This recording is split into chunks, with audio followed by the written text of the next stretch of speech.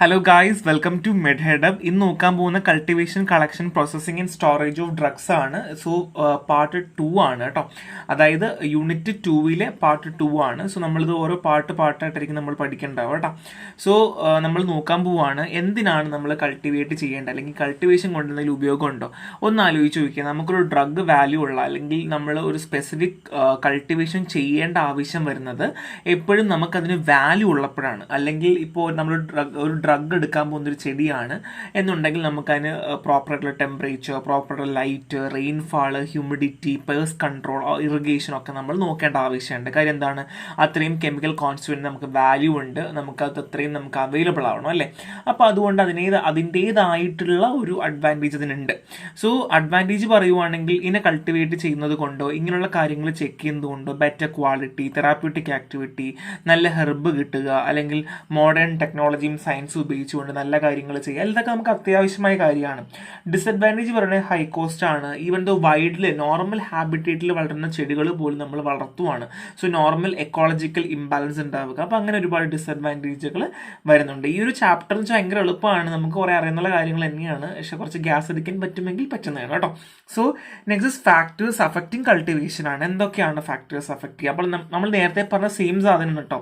അതായത് temperature, rainfall, പിന്നെ length of the day light, soil fertility, fertilizers, നമ്മുടെ സോയിലും പ്ലാന്റിനും വരുന്ന അറ്റ്മോസ്ഫിയർ എന്തൊക്കെയുണ്ടോ ആ പറഞ്ഞ അഡ്വാൻറ്റേജുകളൊക്കെ തന്നെ എന്താണ് നമുക്ക് ഫാക്ടേഴ്സിൽ നമുക്ക് എഴുതാൻ പറ്റും. ഇനി അതുമാത്രമല്ല, ഇപ്പം ചില ഡ്രഗുകൾ കണ്ടെയ്നിങ് ചെടികൾക്ക് ടെമ്പറേച്ചർ പറ്റിയെന്ന് വരില്ല, സോയിൽ പറ്റിയെന്ന് വരില്ല. ചില അസിഡിക് സോയിലായിരിക്കും വേണ്ടി വരിക, ചിലപ്പോൾ ആൽക്കലൈൻ സോയിലായിരിക്കും വേണ്ടി വരിക, ചിലപ്പോൾ നൈട്രജൻ ബേസ്ഡ് കൊടുക്കേണ്ടി വരും. അപ്പോൾ അങ്ങനെ ഒരുപാട് കാര്യങ്ങൾ നമുക്ക് ചിലപ്പോൾ കൊടുക്കേണ്ടി വന്നു എന്ന് വരും. അപ്പോൾ അതുകൊണ്ട് തന്നെ ഒരുപാട് ആവശ്യങ്ങൾ നമുക്ക് വേണ്ടിയും വരും. അപ്പോൾ ഇപ്പോൾ എക്സാമ്പിൾ പറയുവാണെങ്കിൽ നേരത്തെ പറഞ്ഞതുപോലെ ചിലപ്പോൾ നമുക്ക് എൻവയോൺമെൻറ്റ് അനലൈസ് ചെയ്തുകൊണ്ട് നമുക്ക് പ്ലാന്റിന് അതിനാവശ്യമായ കാര്യങ്ങൾ, എക്സ്റ്റേണൽ സപ്പോർട്ട് നമുക്ക് കൊടുക്കേണ്ടി വരും എന്നുള്ളതാണ്. സോ നമ്മൾ ഓരോന്നിട്ട് പഠിക്കാൻ പോവാണ്. ഫസ്റ്റ് വൺ ഈസ് ഓൾട്ടിറ്റ്യൂഡ് ആണ്. ഓൾട്ടിറ്റ്യൂഡ് എല്ലാത്തിനും ഇമ്പോർട്ടൻ്റ് ആണ്. അതായത് ഇപ്പോൾ എക്സാമ്പിൾ സിങ്കോണ, യൂക്കാലിപ്റ്റക്സ് ഒക്കെ പറയുവാണെങ്കിൽ ഓൾട്ടിറ്റ്യൂഡ് 1000 to 2000 മീറ്ററാണ് പറയുക. സോ എത്രയാണ് വേണ്ടത് എന്നുള്ളതിൻ്റെ ഒരു കണക്ക് ഞാൻ സൈഡിൽ കൊടുത്തിട്ടുണ്ട്. Cinchona, camphor, cinnamon, coffee, clove, saffron, cardamom. So നമുക്ക് മെഡിസിൻ വാല്യൂ ഉള്ള cinchona, camphor, cinnamon, clove, cardamom, ഇത്രയും മെഡിസിൻ വാല്യൂ ഉള്ളതാണ്. പഠിച്ച് നന്നായിരിക്കും. സോ എക്സാമ്പിൾ നമുക്ക് 2-3 ഒക്കെ എഴുതാൻ പറ്റും. എപ്പോഴും ഓൾട്ടിറ്റ്യൂഡ് പറയുമ്പം സീ ലെവലാണ് ഉദ്ദേശിക്കുന്നത്. നമ്മൾ സീയിൽ നിന്ന് എത്രത്തോളം പൊക്കത്തിലുണ്ട് എന്നുള്ളതാണ് നമ്മൾ കൺസിഡർ ചെയ്യാം. ഇപ്പോൾ കാർഡമം പറയുവാണെങ്കിൽ 500 to 1000 മീറ്റർ മതി. എന്നാൽ സെന്നയാണെങ്കിൽ കൾട്ടിവേറ്റ് സീ ലെവൽ തന്നെ കൾട്ടിവേറ്റ് ചെയ്യേണ്ട ആവശ്യമുണ്ട്. സോ എപ്പോഴും നമ്മൾ ഓൾട്ടിറ്റ്യൂഡ് അല്ലെങ്കിൽ എൻ്റെ പൊക്കം പറയുന്നത് സീ ലെവലിൽ നിന്ന് എത്ര പൊക്കമുണ്ട് എന്ന് നോക്കിയിട്ടാണ് പറയുക. സോ സക്സസ്ഫുൾ കൾട്ടിവേഷൻ കിട്ടണം എന്നുണ്ടെങ്കിൽ ഈ പാരാമീറ്റേഴ്സ് ഫോളോ ചെയ്യേണ്ടത് അത്യാവശ്യമാണ്. So next one is optimal temperature ആണ്. നമുക്കറിയാം ടെമ്പറേച്ചർ എന്ന് വെച്ചാൽ ഗ്രോത്തിന് ഒരു ഇമ്പോർട്ടൻസ് കൊടുക്കുന്ന ഒരു കാര്യമാണ്. ഇപ്പോൾ നാച്ചുറൽ എൻവയോൺമെന്റ് ഉണ്ടാവുക, അല്ലെങ്കിൽ അതായത് ഒരു ചെടി വളരേണ്ട നാച്ചുറൽ എൻവയോൺമെന്റ് കൊടുക്കുക എന്ന് പറയുന്നത് ഇമ്പോർട്ടൻ്റ് ആണ്. ഇപ്പോൾ എക്സാമ്പിൾ പറയുവാണെങ്കിൽ ഇപ്പോൾ ചില സമയങ്ങളിൽ ലാക്ക് ഓഫ് ലൈറ്റ് ഇല്ല, അല്ലെങ്കിൽ ലാക്ക് ഓഫ് ടെമ്പറേച്ചർ അവിടെ വരുന്നില്ല. ലൈറ്റ് എന്ന് വെച്ചാൽ അത് സൺലൈറ്റ് കിട്ടുമ്പോഴാണ് ടെമ്പറേച്ചറിൽ ഡിഫറൻസ് വരുന്നത്. സോ ടെമ്പറേച്ചർ കിട്ടുന്നില്ല എന്നുണ്ടെങ്കിൽ അതിനെ ബാധിക്കും. സോ ഒപ്റ്റിമം ടെമ്പറേച്ചർ എപ്പോഴും അത്യാവശ്യമാണ്. എന്നാൽ മാത്രമേ റെസിസ്റ്റൻസ് കിട്ടുകയുള്ളൂ. ഇപ്പോൾ എക്സാമ്പിൾ എല്ലാ ഡ്രഗുകളും ഭയങ്കര ഓവർ ടെമ്പറേച്ചറിൽ നിൽക്കണം എന്നില്ല. അപ്പോൾ റെസിസ്റ്റൻസ് കാണിക്കാൻ പറ്റിയെന്ന് വരില്ല. അപ്പോൾ അതുകൊണ്ട് തന്നെ അത് ഭയങ്കര പ്രശ്നമാണ്. ചിലത് വിൻ്ററിൽ റെസിസ്റ്റൻസ് കാണിക്കണം എന്നില്ല. അപ്പോൾ അതുപോലെ ടെമ്പറേച്ചർ ഒപ്റ്റിമം ആയിരിക്കണം. സോ സിങ്കോണ, കോഫി, ടീ, കാർഡമത്തിൻ്റെ ഒപ്റ്റിമം ടെമ്പറേച്ചർ കൊടുത്തിട്ടുണ്ട്. 2-3 എക്സാമ്പിളുകൾ പഠിക്കാൻ ശ്രമിക്കണം. ഇനി നെക്സ്റ്റ് നമ്മൾ പറയാൻ പോകുന്നത് day length and day light ആണ്. സോ ഡേ ലെങ്ത്തും ഡേ ലൈറ്റും പേര് പറയുന്നത് പോലെ തന്നെ നമുക്ക് കിട്ടുന്ന light, sufficient quantity of light കിട്ടുക എന്ന് പറയുന്നത് ഏതൊരു പ്ലാന്റിൻ്റെയും ആവശ്യകതയാണ്. ചിലത് ലൈറ്റ് വേണ്ട, ഷെയ്ഡ് മാത്രം മതിയായിരിക്കും. അപ്പോൾ അതുകൊണ്ട് തന്നെ ഡേ ലൈറ്റ് എന്ന് പറയുന്നത് ഇമ്പോർട്ടൻ്റ് ആണ്. ഇപ്പോൾ എക്സാമ്പിൾ ഡേ ലെങ്ത് പറയുമ്പോൾ എന്താണ് ഉദ്ദേശിക്കുന്നത്? അതായത് ചില പ്ലാന്റുകൾക്ക് ലെങ്ത് ഓഫ് ദ ഡേ, അല്ലെങ്കിൽ എത്രത്തോളം അത് എക്സ്പോസ് ആയി എന്ന് പറയുന്നത് ഒരു ഫാക്റ്റ് ആയിരിക്കും. ഇപ്പോൾ പറയുവാണെങ്കിൽ it has been proven that even the length of the day has N effect over the metabolites production. So ഒരു ഡ്രഗ് അല്ലെങ്കിൽ ഒരു പ്ലാന്റിനെ സംബന്ധിച്ച് അതിൻ്റെ മെറ്റബോളിക് പ്രൊഡക്ട്സ് ഉണ്ടാക്കുന്നതിൽ പോലും ഡേ ലെങ്ത് ബാധിക്കുന്നു എന്ന് പറയുന്നു. അപ്പോൾ അങ്ങനെയാണെങ്കിൽ ഡേ ലൈറ്റും ബാധിക്കുന്നു. ഡേ ലെങ്ത് കൂടുകയാണെന്നുണ്ടെങ്കിൽ ഓട്ടോമാറ്റിക്കലി ഡേ ലൈറ്റിൻ്റെ ഇൻറ്റൻസിറ്റിയും കൂടുതലുള്ള ചാൻസ് കൂടുതലാണ്. അപ്പോൾ അതുകൊണ്ട് തന്നെ ഈ മെറ്റബോളിക് പ്രൊഡക്റ്റുകൾ അതിൽ ഡിഫറൻസ് വരുന്നു എന്നുള്ളത് പറയുന്നുണ്ട്. ഇപ്പോൾ എക്സാമ്പിൾ പറയുവാണെങ്കിൽ peppermint has produced menthol and trace of menthofuran in long day condition and only menthofuran in short day condition. So short day ആണെങ്കിൽ മെത്തോഫ്യൂറൈൻ മാത്രവും, ലോങ് ഡേ കണ്ടീഷൻ ആണെങ്കിൽ മെത്തോളും അല്ലെങ്കിൽ മെത്തോണും മെത്തോഫ്യൂറൈനും കണ്ടു എന്നും പറയുന്നുണ്ട്, സ്റ്റഡീസ് പറയുന്നുണ്ട് എന്നാണ്. സോ അതുകൊണ്ട് തന്നെ ഇൻറ്റൻസിറ്റി ഓഫ് ലൈറ്റും ഇപ്പോൾ ചിലപ്പോൾ പറയുവാണെങ്കിൽ വൈൽഡ് ഗ്രോയിങ് പ്ലാന്റ്സുകൾക്ക് ചിലപ്പോൾ ഹൈലി ഇൻറ്റൻസീവ് ആയിട്ടുള്ള ലൈറ്റ് അവർക്ക് വേണ്ടി വരും, അല്ലെ? വൈൽഡ് എന്ന് പറയുമ്പോൾ നമുക്കറിയാം, ഇപ്പോൾ വൈൽഡ് അല്ലാതെ ഷെയ്ഡിൽ വളരുന്നുണ്ടാവും. അപ്പോൾ അങ്ങനെ നമുക്ക് ഡിഫറൻസുകൾ വന്നിരിക്കും. The day light was found increase the amount of alkaloids, belladonna, സ്ട്രമോണിയം, cinchona etcetera. അതായത് ഡേ ലൈറ്റ് എക്സ്പോസ് ആവുന്നതനുസരിച്ച് ആൽക്കലോയിഡ്സിൻ്റെ അളവ് കൂടുകയും അല്ലെങ്കിൽ സ്ട്രമോണിയം, സിങ്കോണയൊക്കെ ഒരുപാട് ഹെൽപ്പ് ചെയ്യുന്നുണ്ടെന്ന് സ്റ്റഡീസ് പറയുന്നുണ്ട്. ഇതൊക്കെ ബേസിക് കാര്യമാണ് കേട്ടോ. ഇനി ടൈപ്പ് ഓഫ് സോയിൽസ് ആണ്. സോയിൽ നമുക്ക് എല്ലാവർക്കും അറിയാം, സോയിൽ ഒരുപാട് ന്യൂട്രിയൻ റിക്വയർമെൻറ്റ് അത്യാവശ്യമാണ്. ഇപ്പം microbiological properties, chemical, physical properties ഒക്കെ സോയിലിനെ ബാധിക്കുന്നതാണ്. സോയിലിൽ സഫീഷ്യൻ്റ് ആയിട്ടുള്ള മാനുർ ഉണ്ടാവുക, ഫെർട്ടിലൈസേഴ്സ് ഉണ്ടാവുക, മൈക്രോ ബാക്ടീരിയം ഉണ്ടാവുക എന്ന് പറയുന്നത് ഇമ്പോർട്ടൻ്റ് ആയ കാര്യമാണ്. ഇനി അതുമാത്രമല്ല സോയിലിൻ്റെ പാർട്ടിക്കിൾ സൈസ് ഇമ്പോർട്ടൻ്റ് ആണ്. സാൻഡ് ആണോ, ക്ലേ ആണോ, ഗ്രേവിലാണോ? അപ്പം ക്ലേ ഒക്കെ ആണെങ്കിൽ വാട്ടർ ഹോൾഡിംഗ് കപ്പാസിറ്റി കൂടുതലാണ്. അപ്പോൾ അതുകൊണ്ട് തന്നെ അവിടെ വാട്ടറിൻ്റെ റിക്വയർമെൻറ്റുകൾ നമുക്ക് കുറച്ചേ വേണ്ടി വരുള്ളൂ, കാര്യം ഹോൾഡിംഗ് കപ്പാസിറ്റി കൂടുതലായതുകൊണ്ട്. അപ്പോൾ ഇതിൽ വളർത്തുന്ന ഡ്രഗുകൾക്ക് അല്ലെങ്കിൽ അതിൽ നമ്മൾ ചെയ്യുന്ന ഡ്രഗുകളെ നമ്മൾ സൂക്ഷിക്കേണ്ട ആവശ്യമുണ്ട്. അല്ലെങ്കിൽ ഇപ്പോൾ ഗ്രേവിലാണെങ്കിൽ അങ്ങനെ ഒരുപാട് ഡിഫറൻസ് ഉണ്ട്. ഇപ്പോൾ അതുമാത്രമല്ല സോയിലിൻ്റെ നേച്ചറും, അതായത് ആസിഡിക് നേച്ചർ, ബേസിക് നേച്ചറും ഒരു ഫാക്ടർ തന്നെയാണ് കേട്ടോ. pH ഒക്കെ ഒരു ഫാക്ടർ തന്നെയാണ്. നേരത്തെ പറഞ്ഞതുപോലെ നൈട്രോജൻ കണ്ടെയ്നിങ് സോയിൽസ്, ഇപ്പോൾ എക്സാമ്പിൾ ചില പ്ലാന്റുകൾ, ഇപ്പോൾ ലെഗൂമിനോസ് പ്ലാന്റ്സിനൊക്കെ നൈട്രോജൻ ഫിക്സേഷൻ അത്യാവശ്യമായിരിക്കും. അപ്പോൾ നൈട്രോജൻ എക്സ്ട്രാ സോഴ്സ് കൊടുക്കുക എന്ന് പറയുന്നത് ഇമ്പോർട്ടൻ്റ് ആണ്. അപ്പോൾ സോയിലിൽ നൈട്രജൻ്റെ കണ്ടന്റ് കൂട്ടുമ്പോൾ ആൽക്കലോയിഡ്സിൻ്റെ കണ്ടന്റ് കൂടുന്നൊരു പ്രൊഡക്ഷൻ കൂടുന്നൊരു കാര്യം മെൻഷൻ ചെയ്യുന്നുണ്ട്. ഇനി അതുമാത്രമല്ല, ഇപ്പോൾ നമ്മൾ പാർട്ടിക്കൽ സൈസ് പറയുവാണെങ്കിൽ ടൈപ്പ് ഓഫ് സോയിലിൻ്റെ പറയുന്നുണ്ട്. ടൈപ്പ് ഓഫ് സോയിലിൻ്റെ പാർട്ടിക്കൽ സൈസ് വെച്ചൊരു കമ്പാരിസൺ പറയുന്നുണ്ട്. ലെസ് ദാൻ 0.002 മില്ലിമീറ്റർ ആണെങ്കിൽ ഫൈൻ ക്ലേ എന്നും, പിന്നെ coarse clay or silt, fine sand and coarse sand. So basically ചോദിക്കില്ല, ഇങ്ങനെ ഒരു വലിയൊരു ഫാക്ടർ മാത്രമാണ് സോയിൽ എന്ന് പറഞ്ഞാൽ. സോ ടൈപ്പ് ഓഫ് സോയിലും പെർസെൻറ്റേജ് കവേർഡ് ബൈ ക്ലേയും അങ്ങനൊരു പെർസെൻറ്റേജ് ഞാൻ കൊടുത്തിട്ടുണ്ട്. Clay, loamy, sandy soil and calcareous soil എന്ന് പറഞ്ഞാൽ എൻ്റെ പെർസെൻറ്റേജ് കവേർഡ് ബൈ ക്ലേൻ്റെ ഒരു പെർസെൻറ്റേജ് കൊടുത്തിട്ടുണ്ട്. പറ്റുന്ന 2-3 ഒക്കെ പഠിക്കാനായിട്ട് ശ്രമിക്കാം കേട്ടോ. So depending upon the percentage covered by the clay, soil classified as stable below. So ഈ ക്ലേ ഉള്ള അനുസരിച്ചിട്ടാണ് നമ്മൾ ഈ ക്ലേ, ലോമി, സാൻഡി സോയിൽ എന്ന് പറഞ്ഞ് നമ്മൾ തീരുമാനിക്കുക. അത് എത്രത്തോളം അതിൽ ക്ലേ ഉണ്ട് എന്നുള്ളത് വെച്ചിട്ട് നമ്മൾ എന്ത് ചെയ്യുന്നു, ഓരോ കാര്യങ്ങളും തീരുമാനിക്കുന്നുണ്ട് കേട്ടോ. സോ നെക്സ്റ്റ് വൺ എന്ന് പറഞ്ഞു കഴിഞ്ഞാൽ റെയിൻഫോൾ ആണ്. സോ എന്താ റെയിൻഫോൾ? നമുക്ക് എല്ലാവർക്കും അറിയാം, നമുക്ക് സഫീഷ്യൻ്റ് ആയിട്ടുള്ള റെയിൻഫോൾ നമുക്ക് വളരെ അത്യാവശ്യമാണ്, അല്ലേ? സോ സഫീഷ്യൻ്റ് റെയിൻഫോൾ എപ്പോഴും ഇറിഗേഷനുമായിട്ട് ബന്ധപ്പെട്ടിരിക്കും. അതായത് സഫീഷ്യൻറ്റ് റെയിൻഫോൾ ഉണ്ടെന്നുണ്ടെങ്കിൽ ചെടികൾക്ക് ഓട്ടോമാറ്റിക്കലി ഇറിഗേഷൻ സംഭവിക്കും, അല്ലേ? ഇപ്പോൾ xerophytic plant like aloe does not required ഇറിഗേഷനോ റെയിൻഫോൾ. ചില ചെടികൾക്ക് ഇറിഗേഷനോ റെയിൻഫോളോ ആവശ്യമില്ല. സഫീഷ്യൻ്റ് ആയിട്ട് ചിലപ്പം എന്താ പറയുക, നമ്മൾ പറയുന്ന പോലെ കുറച്ച് മതിയായിരിക്കും, അധികം വേണം എന്നില്ല. അപ്പോൾ അതുകൊണ്ട് തന്നെ ആനുവൽ റെയിൻഫോളും അല്ലെങ്കിൽ ചെടീൻ്റെ കൾട്ടിവേഷനുമായിട്ട് ഒരു ബന്ധം ഉണ്ട്. സോ ഒരു ഒപ്റ്റിമം ആയിട്ടുള്ള റെയിൻഫോൾ എപ്പോഴും അതിന് അത്യാവശ്യമാണ് എന്നുള്ളതാണ് കേട്ടോ. അതാണ് ബേസിക് ആയിട്ടുള്ള കാര്യങ്ങൾ. സോ നമുക്ക് എല്ലാവർക്കും അറിയാം, excessive rainfall cause a reduction in the secondary metabolites due to leaching of water soluble substance from plant. So ഒരുപാട് വെള്ളം ഉണ്ടാവുകയാണ്, ഒരുപാട് വെള്ളവുമായിട്ട് കോൺടാക്റ്റ് വരികയാണെങ്കിൽ സെക്കൻഡറി മെറ്റബോളൈറ്റ്സ് വെള്ളത്തിലേക്ക് ലീച്ച് ആവുകയും അങ്ങനെ അതിൽ നിന്ന് നഷ്ടപ്പെട്ടു പോകാനുള്ള ചാൻസ് റെയിൻഫോൾ വരുമ്പം ഭയങ്കര കൂടുതലാണ് കേട്ടോ. സോ നെക്സ്റ്റ് വൺ നമ്മൾ നോക്കാൻ പോകുന്ന സോയിൽ ഫെർട്ടിലിറ്റി ആണ്. നമുക്ക് ഓൾറെഡി അറിയാം, സോയിൽ ഫെർട്ടൈൽ ആയിരിക്കണം. ഓൾറെഡി ഇത് പറഞ്ഞ കാര്യമാണ്.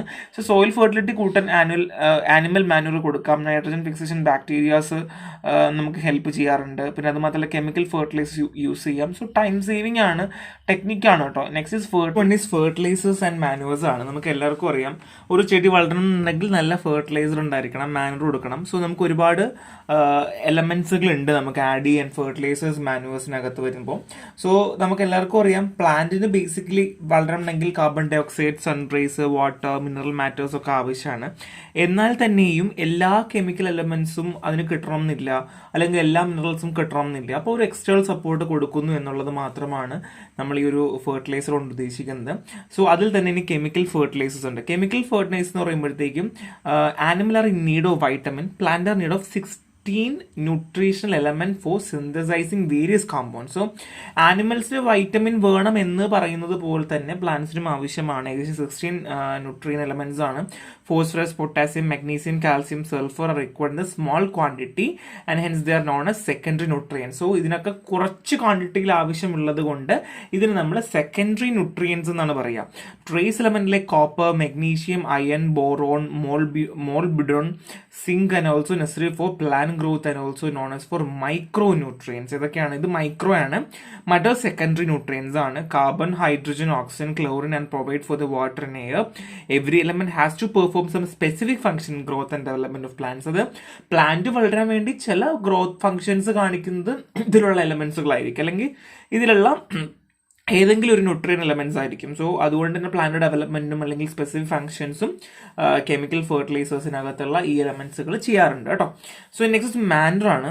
മാനുവർ എന്ന് പറഞ്ഞു കഴിഞ്ഞാൽ farmyard manure, castor, seed cake, poultry manure. അതായത് നമ്മൾ ഈ പശുവിന്റെ ചാണകം എന്ന് പറയുന്നത് പോലെ തന്നെ അങ്ങനെയുള്ള സംഭവങ്ങൾ കൊടുക്കുക, ഓയിൽ കേക്ക് കൊടുക്കുക, അങ്ങനെയൊക്കെ ഉള്ളതാണ്. ഈ നമ്മുടെ പിണ്ണാക്കൊക്കെ ഇല്ലേ, പിണ്ണാക്ക്, തവിട്, അങ്ങനെയൊക്കെയുള്ള കൊടുക്കാറുണ്ട്. ബോൺ മീല്, ഫിഷ് മീല്, നമ്മൾ പറയാറില്ലേ എല്ലുപൊടി എന്നൊക്കെ പറയാറില്ലേ, ആ പരിപാടിയൊക്കെ നമ്മൾ മാനുവേഴ്സിൻ്റെ അണ്ടറിലാണ്. Next one is bio fertilisers.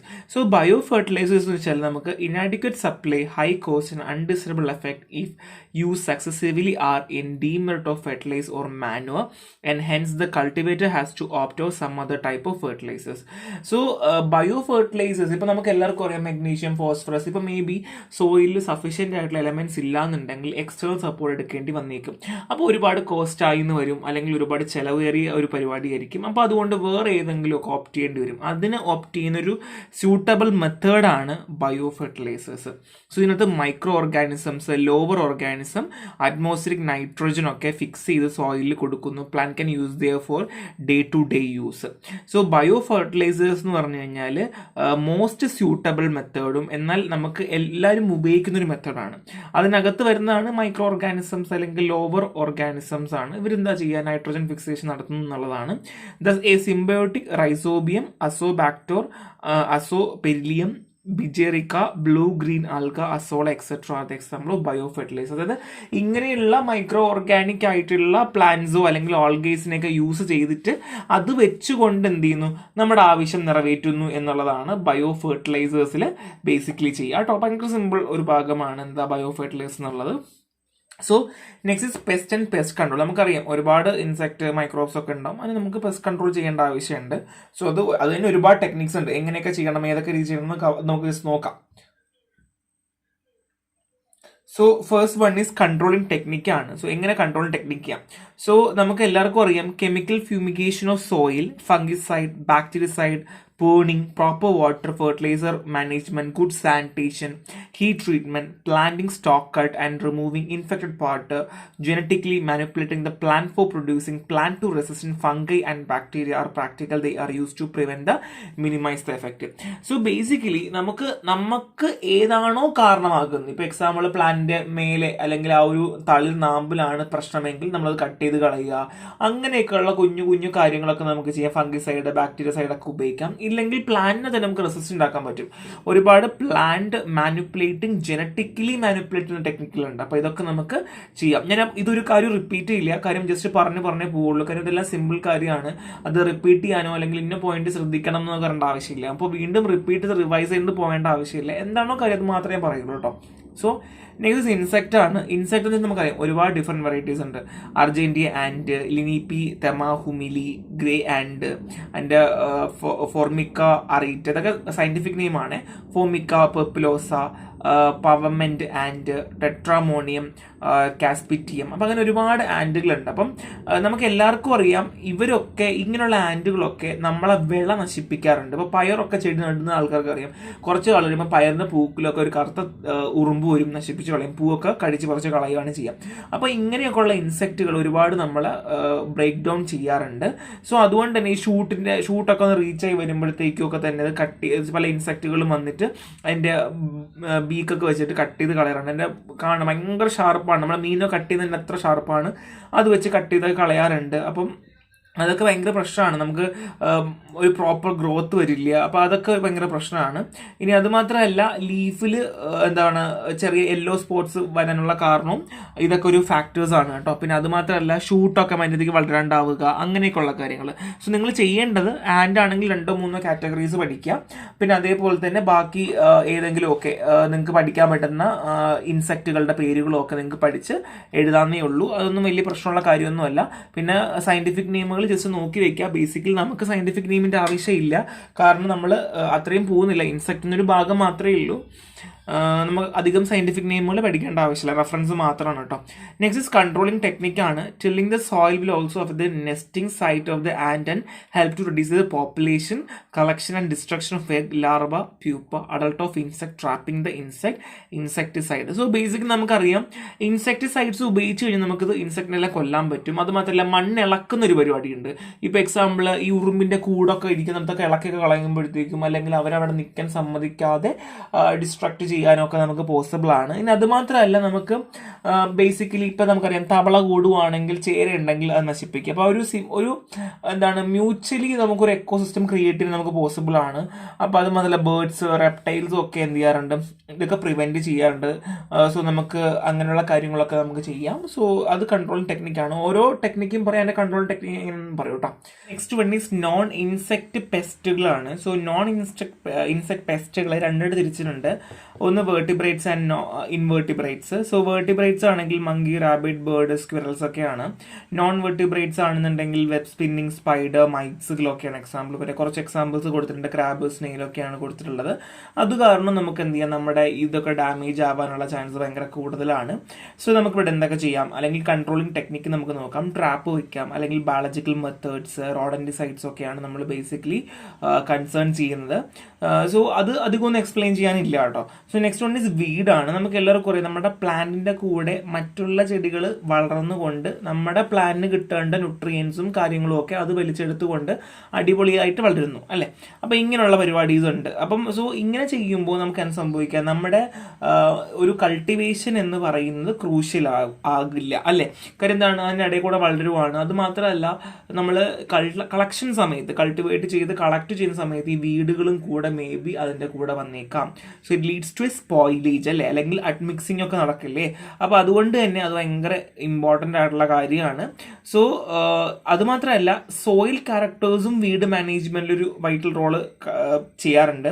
അല്ലെങ്കിൽ സോയിലിൻ്റെ ടെക്സ്ചറുകൾ, ഓർഗാനിക് മാറ്റർ ഒക്കെ വീടിൻ്റെ സ്പീഷീസ് പ്രസൻസ് ആവാനും അല്ലെങ്കിൽ അതിൻ്റെ കൾട്ടിവേഷനും ഒക്കെ അല്ലെങ്കിൽ അതിൽ കൂടുതൽ വളർന്നു വരാനുള്ള ഒരുപാട് ചാൻസുകളുണ്ട്. Okay, so the presence of weed poses a significant threat to plant growth in yield as they compete with the cultivate plant for essential resources such as water, nutrients and ഞാൻ പറഞ്ഞ ഓൾറെഡി കാര്യമാണ്, അതൊക്കെ തന്നെയാണ്.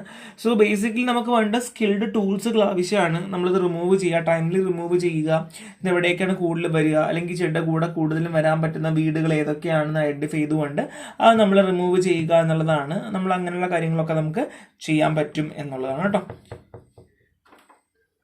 So ഒരുപാട് വീടിന് example ഉണ്ട്. ബെർമു grass, ഡാലി grass, pig weeds ഒക്കെയാണ് example. അങ്ങനെ കുറച്ച് എക്സാമ്പിൾസ് കൊടുത്തിട്ടുണ്ട്. സോ എക്സാമ്പിൾസ് ഒക്കെ ഒന്ന് നോക്കിക്കോളാം. പിന്നെ അത് മാത്രമല്ല കോമൺ വീടുകളായിട്ടുള്ള വീഡ്സ് മാത്രമല്ല പാരസൈറ്റിക് അല്ലെങ്കിൽ എപ്പിഫൈറ്റിക് പ്ലാന്റിലേക്ക് ഡോഡർ, മിസ്റ്റോൾ, ഇതൊക്കെ കോമൺലി കാണുന്നതാണ്. 2-3 എക്സാമ്പിൾ പഠിക്കാൻ എഴുതിക്കോളൂ കേട്ടോ.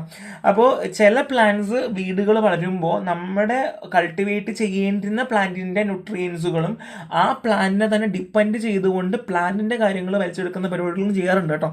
അതായത് ഈ പാരസൈറ്റ്സ് ഒക്കെ പോലെ തന്നെ. അപ്പോൾ അതുകൊണ്ട് അത് നമ്മുടെ പ്ലാന്റിനെ ഒരുപാട് രീതിയിൽ അഫക്റ്റ് ചെയ്യാറുണ്ട് കേട്ടോ.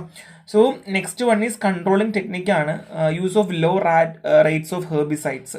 സോ ഹെർബിസൈഡ്സ് എന്ന് വെച്ചാൽ categorise into pre emergent and post emergent. So ഇനി നമ്മൾ പറയാൻ പോകുന്നത് വീഡ്സിനെ എങ്ങനെ നമ്മൾ കൺട്രോൾ ചെയ്യാം എന്നുള്ളതാണ് ഹെർബിസൈഡ്സ് വെച്ചുകൊണ്ട്. സോ ഹെർബിസൈഡ്സുകൾ തന്നെ രണ്ടായിട്ട് തിരിക്കുന്നുണ്ട്. ഒന്ന് pre emergent, active against germinating weed seed, അതായത് ഈ വിത്തുകൾ വീണ് പൊട്ടി മുളയ്ക്കുന്നതില്ലേ അതിനെയും ലൊക്കേറ്റ് ചെയ്യുന്നുണ്ട്. And post emergent, active on growing weed, അതായത് വളർന്നു കൊണ്ടിരിക്കുന്ന അല്ലെങ്കിൽ വളർന്നിരിക്കുന്നതിനെയും അഫക്റ്റ് ചെയ്യുന്ന രണ്ട് ടൈപ്പാണ് ഉള്ളത്. സോ നമ്മുടെ സിലബസ് പ്രകാരം നമുക്ക് ഇതിൻ്റെ ആവശ്യമില്ല, ഇങ്ങനെ എന്താ കൺട്രോൾ ടെക്നിക്കിൻ്റെ അത്രയും ഇങ്ങനെ ഡീറ്റെയിലിംഗ് ആവശ്യമില്ല. ജസ്റ്റ് കാര്യം മാത്രം മനസ്സിലാക്കിയാൽ മതി. സോ ഇവരെന്താ ചെയ്യുക, ഇവർ നമ്മളെ ഹെർബിസൈഡ്സ് ഇവരെ തന്നെ ഫോക്കസ് ചെയ്തുകൊണ്ട് അല്ലെങ്കിൽ ഇതിൻ്റെ കൂടെ വളരുന്നതിനെ തന്നെ ഫോക്കസ് ചെയ്തുകൊണ്ട് തന്നെയാണ് വളരുന്നത്. നെക്സ്റ്റ് പറയുവാണെങ്കിൽ some herbicide exhibit both pre and post emergent activity, രണ്ട് ആക്ടിവിറ്റി കാണിക്കുന്നതും ഉണ്ട് കേട്ടോ. വീഡ് കൺട്രോൾ ചെയ്യാൻ വേണ്ടി സഹായിക്കാറുണ്ട്. And pre emergent herbicides are applied to bare soils, leaching into soil with rain or irrigation to ടാർജന്റ് germinating weed seeds. So pre emergent എന്താ ചെയ്യാന്ന് വെച്ചാൽ നമ്മളിത് കൊടുത്തു കഴിഞ്ഞാൽ നമ്മൾ വെള്ളം നനയ്ക്കുമ്പോഴോ മഴ വരുമ്പോഴോ ഈ സീഡ്സിനെ മാത്രം പോയി ഫോക്കസ് ചെയ്തുകൊണ്ട് അതിനെ നശിപ്പിക്കുകയാണ് ചെയ്യുക. So herbicide left on the soil surface without incorporating may degrade rapid if not active by rain or irrigation, rendering them ineffective again emerging seed. അതായത് ഇതിന് വെള്ളം ഒഴിക്കുകയോ അല്ലെങ്കിൽ മഴ പെയ്യാതിരിക്കുന്നിടത്തോളം കാലം അത് ഇനാക്റ്റീവായിട്ട് മണ്ണിൽ കിടക്കും. എപ്പോഴാണോ വെള്ളം കിട്ടുക അപ്പോൾ മാത്രമേ എന്ത് ചെയ്യുള്ളൂ, ഇത് ആക്റ്റീവ് ആവുള്ളൂ. And post emergent herbicides are apply to control establish weed within the vineyard. ഞാൻ പറഞ്ഞതുപോലെ എന്താണ് നമ്മുടെ ലൈവായിട്ടുള്ള വീടുകളെയാണ് ഏറ്റവും കൂടുതലും ബാധിക്കുക. Selective post emergent herbicide are available for newly planted plants both annual and perennial grass but not broad leaf weed. അതായത് ബ്രോഡ് ലീഫ് വീടുകളിലൊന്നും വലിയ ലീഫുള്ള വീട്ടിലൊന്നും എഫക്റ്റ് ചെയ്യില്ല. എവിടെയാണ് ആനുവൽ അല്ലെങ്കിൽ പെർനൽ ഗ്രാസ് കൈൻഡ് ഓഫ് ഇല്ലേ, കുഞ്ഞു കുഞ്ഞു ചെടികളില്ലേ, അതിനെയാണ് ഏറ്റവും കൂടുതൽ ബാധിക്കുക എന്നുള്ളതാണ് കേട്ടോ. ഇതൊന്നും നമുക്ക് അധികം വേണ്ട, നമുക്കിപ്പോൾ വായിക്കാൻ പറ്റും, ജസ്റ്റ് ഒന്ന് ഗ്യാസ് അടിക്കാൻ പറ്റുമെങ്കിൽ നമുക്ക് പറ്റും. നെക്സ്റ്റ് ടൈമിംഗ് ആൻഡ് ഇൻകോർപ്പറേഷൻ ആണ്. സോ നമുക്ക് എല്ലാവർക്കും അറിയാം പ്രോപ്പർ ടൈമിങ് ഹെർബിസൈഡ്സ് അപ്ലൈ ചെയ്യുക എന്ന് പറയുന്നത് ഇമ്പോർട്ടൻ്റ് ആണ്. സോ പ്രോപ്പറായിട്ട് നമ്മൾ സോയിൽ വെറ്റ് ചെയ്തുകൊണ്ട് നമ്മൾ പ്രോപ്പറായിട്ട് ഹെർബിസൈഡ്സ് ഉപയോഗിച്ചുകൊണ്ട് നമുക്ക് ഡീഗ്രേഡ് ചെയ്യാൻ, വീഡ്സിനെ ഡീഗ്രേഡ് ചെയ്യേണ്ടത് വളരെ അത്യാവശ്യമായ കാര്യമാണ്. സോ സോയിലിൻ്റെ ടെക്സ്ചറും ഈ ഹെർബിസൈഡ്സുകൾ പോയി അതിനെ അറ്റാക്ക് ചെയ്യുന്നതും തമ്മിൽ ഭയങ്കര ബന്ധം ഉണ്ട് കേട്ടോ. സോ നെക്സ്റ്റ് ഈസ് കൺട്രോളിങ് മെത്തഡാണ്. General method of pest control ആണ്. കുറച്ച് കൺട്രോളിങ് ടെക്നിക്കുകൾ മെക്കാനിക്കൽ, അഗ്രികൾച്ചർ, ബയോളജിക്കൽ, കെമിക്കൽ, അതിന് മെത്തേഡ്സുകളാണ് കൊടുത്തിട്ടുള്ളത്. നന്നായിട്ട് വായിക്കുക, ഇതിൽ നിന്ന് തന്നെ നമുക്ക് എക്സ്പ്ലനേഷനും കാര്യങ്ങളും പഠിക്കാൻ പറ്റുള്ളൂ. മെക്കാനിക്കൽ ആണെങ്കിൽ കത്തിച്ച് കളയുക, ലേബർ വന്ന ഡിവൈസ് വെച്ച് പിക്ക് എടുക്കുക, പെസ്റ്റുകൾ ഉപയോഗിക്കുക. അഗ്രികൾച്ചർ ആണെങ്കിൽ ക്രോപ്പ് റൊട്ടേഷൻ നടത്തുക, ഒരൊറ്റ സമയത്ത് തന്നെ എന്ത് ചെയ്യുക, ഒരൊറ്റെണ്ണം മാത്രം നടത്താണ്ട് ക്രോപ്പ് റൊട്ടേഷൻ മിക്സ് ചെയ്യുക. പിന്നെ ഡീപ്പായിട്ട് പ്ലോ ചെയ്യുക, അപ്പം കുറേ ആൻറ്റൊക്കെ ഉണ്ടെങ്കിൽ അതിൻ്റെ കൂടൊക്കെ നശിച്ചു പോകും. പിന്നെ ബയോളജിക്കൽ എങ്കിൽ ജനറ്റിക് മാനിപ്പുലേഷൻ വരുത്തുക. കെമിക്കൽ ആണെങ്കിൽ pesticide, herbicides, antifeedant, bio pesticides use ചെയ്യുക. നമ്മൾ ഓൾറെഡി പറഞ്ഞ കാര്യത്തിൽ ഒന്ന് ബ്രീഫ് ചെയ്ത് കോളത്തിൽ കൊടുത്തിട്ടുള്ളതേ ഉള്ളൂ, അതും കൂടെ ഒന്ന് വായിക്കുമ്പോൾ ഒരു ഐഡിയ കിട്ടും കേട്ടോ. സോ നെക്സ്റ്റ് എയർ പൊല്യൂഷൻ ആണ്. ഇതൊരു എക്സ്ട്രാ അതേഴ്സ് ആണ് കേട്ടോ, നമുക്ക് വേണമെങ്കിൽ പഠിക്കാം, വേണ്ടെങ്കിൽ വേണ്ട. എയർ പൊല്യൂഷൻ നമുക്ക് എല്ലാവർക്കും അറിയാം. എയർ പൊല്യൂഷൻ ഒരുപാട് രീതിയിൽ നമ്മളെ പ്ലാന്റ്സിനൊക്കെ അഫക്റ്റ് ചെയ്യാറുണ്ട്. സോ ട്രീക്ക് സെൻസിറ്റിവിറ്റി, ഡൈവേഴ്സ് കെമിക്കൽ, നമുക്കറിയാം ഒരുപാട് കെമിക്കൽസ് നമ്മുടെ അറ്റ്മോസ്ഫിയറിലുണ്ട്, അത് നമ്മളെ പ്ലാന്റ്സിനെ ഒരുപാട് ബാധിക്കാറുണ്ട്. ലീഫ് ഇഞ്ചുറി, ഇപ്പോൾ എക്സാമ്പിൾ പറയുവാണെങ്കിൽ നമുക്ക് എല്ലാവർക്കും അറിയാം, ഈ സിമെൻറ്റ് ഫാക്ടറിക്ക് അടുത്തൊക്കെ ഉള്ള ആൾക്കാർക്ക് മഴ പെയ്യുവാണെങ്കിൽ ഫസ്റ്റ് റെയിനിൽ ഉറപ്പായിട്ടും എന്താണ് സൾഫറോ ഒക്കെ അവരുടെ ബോഡിയിലേക്ക് വീഴുകയൊക്കെ ഉള്ള ചാൻസ് കൂടുതലാണ്. അപ്പോൾ പ്ലാന്റ്സ് ഒക്കെ ഡാമേജ് ആകാം. സോ എങ്ങനെയാണ് നമുക്കിത് അറിയാൻ പറ്റുക? ഇപ്പോൾ നമ്മൾ ഇങ്ങനെയൊക്കെ വന്നു അല്ലെങ്കിൽ എയർ പൊല്യൂഷൻ കാരണം നമ്മുടെ പ്ലാന്റ്സ് നശിച്ചു പോയി അല്ലെങ്കിൽ നശിക്കുന്നുണ്ട്, നമുക്ക് എങ്ങനെ മനസ്സിലാക്കാം? നമുക്ക് ടെസ്റ്റ് ഉണ്ട്, ലീഫ് ടിഷ്യൂ അനാലിസ് ചെയ്യാം അല്ലെങ്കിൽ എയർ അനാലിസിസ് ഒക്കെ ചെയ്യാം. അപ്പോൾ നമുക്ക് എന്താണ് പ്രശ്നം, എന്തൊക്കെയാണ് കുഴപ്പമെന്നുള്ള കാര്യങ്ങളൊക്കെ നമുക്ക് അറിയാനായിട്ട് പറ്റും കേട്ടോ. അപ്പോൾ അതൊക്കെയാണ് ജസ്റ്റ് എയർ പൊല്യൂഷനിൽ പറയാനുള്ളത്. പിന്നുള്ളത് ഹെർബിസൈഡ്സ്. ഓൾറെഡി നമ്മൾ ഹെർബിസൈഡ്സിനെ പറ്റി പറഞ്ഞു. അപ്പോൾ ഹെർബിസൈഡ്സുകൾ നമ്മൾ കറക്റ്റ് അപ്ലൈ ചെയ്യുകയും വേണം. എക്സാമ്പിൾ ഹെർബിസൈഡ് ഉപയോഗിച്ചുകൊണ്ട് നമ്മുടെ ഒറിജിനൽ പ്ലാന്റിനെ ചെയ്യാൻ പാടില്ല, ഒന്നും സംഭവിക്കാൻ പാടില്ല. അപ്പോൾ അതുകൊണ്ട് തന്നെ അത് മര്യാദയ്ക്ക് ഉപയോഗിക്കുക, പ്രോപ്പർലി ഉപയോഗിക്കുക, പ്രോപ്പറായിട്ട് നമ്മൾ ഹാൻഡിൽ ചെയ്യേണ്ടത് അത്യാവശ്യമാണ്. So unclear extent of damage, അതായത് നമ്മൾ ഹെർബിസൈഡ്സ് ഒക്കെ യൂസ് ചെയ്യുമ്പോൾ നമുക്ക് ഇപ്പോഴും അറിയില്ല എത്രത്തോളം ഡാമേജ് അത് ഉണ്ടാക്കുന്നുണ്ട്, അല്ലെങ്കിൽ എത്രത്തോളം സിവിയർ ഡാമേജുകൾ ഉണ്ടാകാം എന്നുള്ളത് നമുക്കറിയില്ല. ഹെർബിസൈഡ്സിൻ്റെ ഒരു ഡീമെറിറ്റ് എന്ന് വേണമെങ്കിൽ പറയാം, ഇൻ വേരിയബിൾ സിംറ്റം, ഹെർബിസൈഡ്സ് ഇഞ്ചുറികൾ ഉണ്ടാവാറുണ്ട്. ഇപ്പോൾ ഡോസേജ്, എത്ര നേരം അത് എക്സ്പോസ് ആവുന്നു, ഏത് പ്ലാന്റ് സ്പീഷീസ് ആണ്, എൻവയോൺമെന്റ് കണ്ടീഷൻ ഒക്കെ ഇതിന് ബാധിക്കുന്നതാണ്.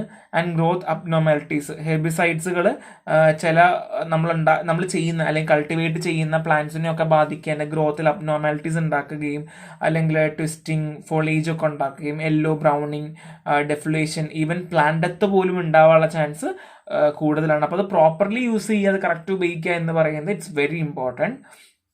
And next one is collection ആണ്. സോ കളക്ഷൻ എങ്ങനെയാണ് ചെയ്യേണ്ടത്?